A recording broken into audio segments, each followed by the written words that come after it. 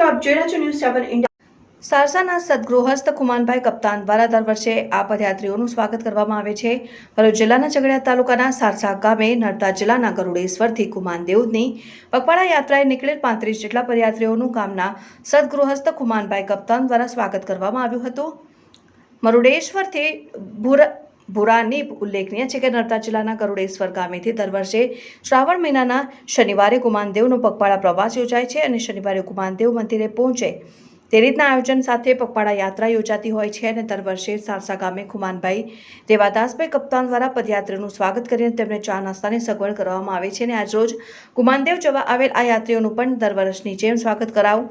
ઉલ્લેખનીય છે કે ગરુડેશ્વર ગામેથી ઝઘડિયાના ગુમાનદેવ મંદિર ઉપરાંત અંબાજી જવા પણ પગપાળા સંઘનું આયોજન કરવામાં આવે છે।